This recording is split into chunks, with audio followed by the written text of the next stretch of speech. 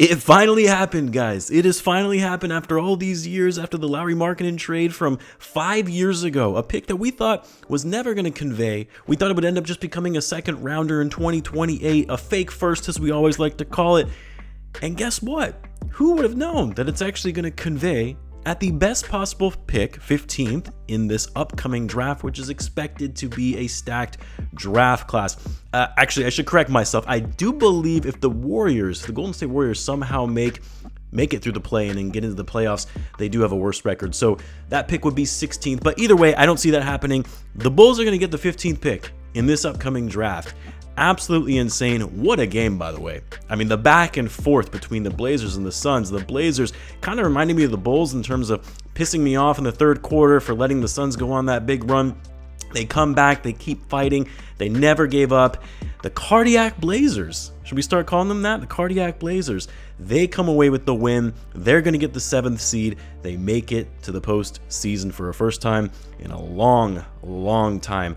And big win for the Bulls. They now have at least the 9th or the 10th pick and the 15th pick, with the possibility of the Bulls, the 20.3% chance of moving up into the top 4. Imagine the Bulls getting the 1st and the 15th pick in this draft. I'm not going to get too greedy because 9th and 15th would be amazing, ideal, especially in a draft class like this. So many players and prospects that we could be looking at. I'll probably do a more detailed video on who are some of the potential players that the Bulls should be looking at with those respective picks. But amazing performance by Deni Avdija. Just kind of stings a little bit more from a Bulls fan's perspective, given the fact that the Bulls had the opportunity to draft him in the 2020 draft and opted to take Patrick Williams instead. And ironically enough, you actually had Deni Avdija on the Old Man and the Three podcast recently talking about how he thought for sure he was going to be drafted by the Bulls 4th, because that was the consensus more or less, that he was going to be taken 4th overall. Ended up not being the case, and they ended up drafting a pretty unknown name at the time, probably still unknown to most, in Patrick Williams. But amazing performance by Deni Avdija. 41 points, shot 15 for 22, 12 assists, 7 rebounds. He's turned into a pretty incredible player. He's a bit of a foul baiter.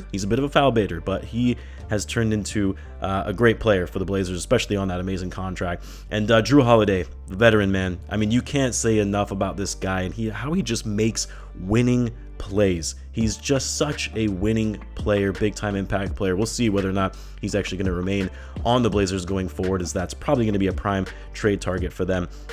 Amazing, just amazing. I'm to be honest, I'm still in disbelief that the Bulls are actually going to get this pick. I just thought something's going to happen. The basketball gods are not going to reward us for this. They're not going to give us this pick, and they ended up doing it.